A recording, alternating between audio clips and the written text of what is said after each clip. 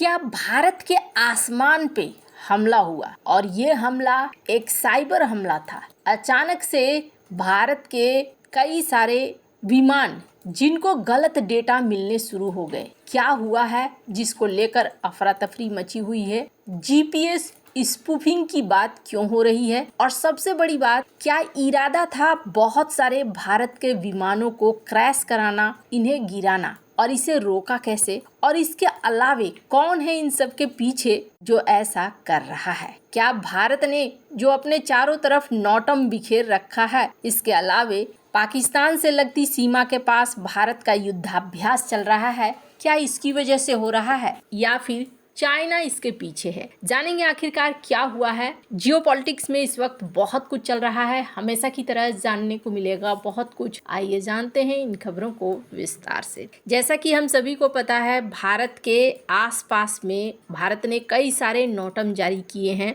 और भारत एक युद्धाभ्यास कर रहा है। भारत के इस युद्धाभ्यास से एक चीज तो समझ में आ रहा है कि भारत हर तरफ अपनी तैयारी को मजबूत रख रहा है। वहीं खास तौर पर अगर पाकिस्तान को कहें तो पाकिस्तान की धुकधुकी बढ़ी हुई है कि ये युद्धाभ्यास कहीं आगे चलकर किसी और मामले में शिफ्ट ना हो जाए, बदल ना जाए। और इसके लिए पाकिस्तान ने कई बार इस तरीके के संदेश भी दिए हैं। जैसे पाकिस्तान ने कई बार कहा है कि भारत फॉल्स फ्लैग ऑपरेशन चला सकता है।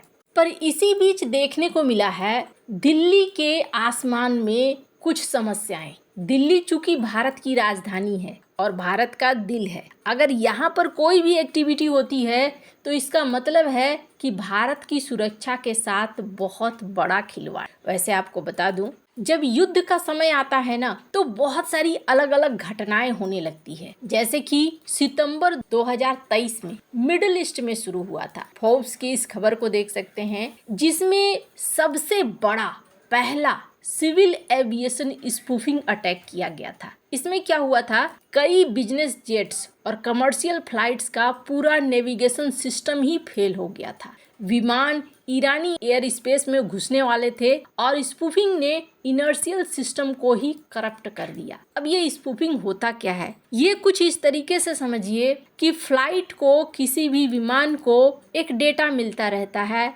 नीचे कंट्रोल सेंटर से कि हाँ भाई आप इस जगह पे हो, और दूसरा जीपीएस सिस्टम से कि हाँ आपकी फ़्लाइट इस वक्त यहाँ से गुजर रही है और आपकी फ़्लाइट यहाँ पहुँचने वाली है, यहाँ से आप इतने दूर हैं। अब मान लीजिए कि वो डेटा ही गलत आने लगे, आप दिल्ली के आसमान में हो और डेटा आ रहा है कि चंडीगढ़ के आसमान में हो, तो फिर क्या होगा, तो फिर क्रैश हो सकता है। ऐसा हुआ भी है। दिसंबर 2023 में कजाकिस्तान में क्रैश हो गया अजरबैजान का एयरलाइंस। जब जांच में पता चला कि जीपीएस स्पूफिंग की गई थी, इंटरफियरेंस किया गया था। न्यूज़ 18 की इस खबर को देख सकते हैं। वहीं दूसरी तरफ अगर भारत की बात करें ना, तो भारत और पाकिस्तान के बॉर्डर में कई सारे स्पूफिंग के केस रिपोर्ट हुए हैं। अमृतसर और जम्मू के पास करीब 465 स्पूफिंग के केस 2023 से लेकर फरवरी 2025 तक ये देखे गए हैं। मार्च 2024 में इंडियन एयरफोर्स प्लेन जो म्यांमार जा रहा था राहत विमान को लेकर, वहां पर भी स्पूफिंग के सिग्नल मिले थे। हालांकि इसको लेकर कहा गया था कि इसके पीछे कहीं ना कहीं चाइना है। रूस यूक्रेन युद्ध की वजह से हजारों फ्लाइट्स प्रभावित हुई थी। कुछ विमानों को एटीसी से वेक्टर लेने पड़े थे क्योंकि आईआरएस भी फेल हो गया था। कहने का अर्थ यह है कि अलग अलग तकनीक के सहारे से असली डेटा लेना पड़ा था। ये ज्यादातर कहाँ होता है, ये होता है युद्ध क्षेत्रों में। स्पूफिंग से विमान गलत रास्ते पर जा सकता है, एयर स्पेस वायलेशन हो सकता है या फिर क्रैश हो सकता है। दिल्ली जैसे व्यस्त एयरपोर्ट पर यह घटना हुई है। हजारों यात्रियों की जान जोखिम में डाली गई। पायलट के स्क्रीन पर गलत इंफॉर्मेशन, गलत लोकेशन दिखने लगी। एक होता है जीपीएस जैमिंग, जिसमें जाम हो जाता है, लेकिन दूसरी तरफ होता है स्पूफिंग, जिसमें जानबूझकर गलत डेटा फीड किया जाता है। जैमिंग से कहीं ज्यादा खतरनाक है स्पूफिंग। अब सवाल ये उठता है कि ये जो घटना हुई है, ये घटना किसके द्वारा की गई है, क्यों हुई है, और फिर इससे बचने का भारत क्या उपाय निकाल रहा है। क्यों इसके लिए अमेरिका के एक सिस्टम की तरफ भी उंगली उठ रही है और चाइना के तरफ भी। पहली बात तो ये कि जीपीएस स्पूफिंग अटैक का सीधे जिम्मेदार में किसी का नाम नहीं लिया गया है, लेकिन डीजीसीए ने जांच शुरू कर दी है, डेटा इकट्ठा करना शुरू कर दिया है। आधिकारिक बयान ये नहीं दिया गया है कि ये पाकिस्तान ने किया या चीन ने किया, लेकिन संदेह किस पर है? संदेह पाकिस्तान पर है, क्योंकि ये स्पूफिंग पहले सिर्फ इंडिया पाक बॉर्डर पर होती थी। नवंबर 2023 से फरवरी 2025 तक 465 स्पूफिंग के केस सिर्फ अमृतसर जम्मू इलाके में रिपोर्ट हुए थे, यानी रोजाना एक। पाकिस्तान ड्रोन से हथियार तस्करी करता है, इसी दौरान स्पूफिंग करता है ताकि इंडियन डिफेंस सिस्टम कंफ्यूज हो जाए। अब दिल्ली तक ये पहुंच हो गई है, जो एक्सपर्ट कह रहे हैं कि इसका मतलब ये है कि रेंज बढ़ा दी गई है। अब कुछ रिपोर्ट्स में चाइना को भी ब्लेम दिया जा रहा है। पाकिस्तान को चीन से स्पूफिंग टेक्नोलॉजी मिली है, ऐसा कहा जा रहा है। मार्च 2024 में म्यांमार जा रहे भारत के प्लेन को चीन से जुड़े स्पूफिंग के सिग्नल मिले थे। स्क्रीन पर इस आर्टिकल को देख सकते हैं। अब यहाँ कहा जा रहा है कि ये एक हाइब्रिड वॉर है, बिना गोली चलाए दुश्मन को परेशान करना। पाकिस्तान और चीन दोनों ही इसका इस्तेमाल करते हैं। पहले सिर्फ बॉर्डर के 100 से 200 किलोमीटर में होती थी, अब दिल्ली के 110 किलोमीटर के रेडियस में ये देखने को मिला है। अब सवाल ये है कि क्या ये साइबर वॉर है? हाँ, साइबर वॉर का ग्रे जोन है, यानी एक ऐसा जहां सामने से दुश्मन दिख नहीं रहा है लेकिन एक्शन हो रहा है। टारगेट क्या है? टारगेट है क्रिटिकल नेशनल इंफ्रास्ट्रक्चर, दिल्ली का इंटरनेशनल पोर्ट, भारत का सबसे व्यस्त एयरपोर्ट, एक दिन में 1300 फ्लाइट्स, 2 लाख यात्री। इसे अंधा करना मतलब पूरे इकोनॉमी को घुटने पर लाने की कोशिश करना। अगर टेक्नोलॉजी की बात करें तो जो स्पूफिंग हुई है वो 300 से 400 वाट का हाई पावर ट्रांसमीटर यूज करता है। इसका मतलब ये है कि कोई ड्रोन जैमर नहीं है, बल्कि ये किसी बड़े आर्मी द्वारा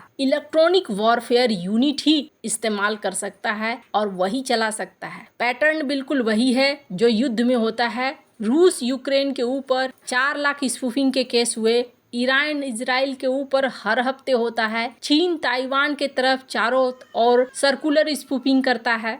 अब दिल्ली के ऊपर वही टेक्निक इस्तेमाल हो रहा है, मतलब कोई है जो कॉपी पेस्ट करने की कोशिश कर रहा है। टाइमिंग बहुत सोची समझी है। जब रनवे का काम अपग्रेड के लिए बंद था, यानी सारे विमान 100% जीपीएस पर थे, ठीक उसी टाइम ये सबसे बड़ा अटैक है। इसका मतलब ये इंटेलिजेंस बेस्ड अटैक है, रैंडम नहीं। बहुत सोच समझकर इस तरीके से एक्शन लिया गया है।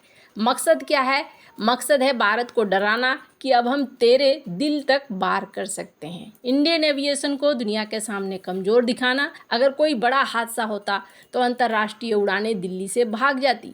भारत क्या कर रहा है? 48 घंटे में दिल्ली के चारों तरफ 12 एंटी स्पूफिंग सेंसर लगा दिए गए हैं। 27 नवंबर से नाविक का इस्तेमाल किया जाएगा, यानी अमेरिकन जीपीएस नहीं बल्कि भारत का अपना सिस्टम। सारी चीज़ें अब धीरे धीरे भारत अपने सिस्टम पे कर ले तो वो ज़्यादा सही है, क्योंकि जिस तरीके से चल रहा है ऐसे में अपने ऊपर आत्मनिर्भर बनना बहुत ज़रूरी है। भारत ने जब ऑपरेशन सिंदूर किया था, स्क्रीन पर इस आर्ट इंडिया के आर्टिकल को देखिए, राजनाथ सिंह ने इस बात को कहा कि हमने किसी सिविलियन को नुकसान नहीं पहुंचाया था। लेकिन हाइब्रिड वॉर में सामने वाले से आप यही आशा नहीं कर सकते हैं। अगर ये विमान कुछ होता तो इसका मतलब ये था कि आम लोगों की जान जाती। कहीं ना कहीं आप देखेंगे मिनट की खबर, भारत ने चाइनीज सैटेलाइट्स को ब्लॉक करना शुरू कर दिया है। ये एक बड़ा कारण भी दिख रहा है कि भारत अब धीरे धीरे खुद पर आ रहा है। अगर बात करें चाइना की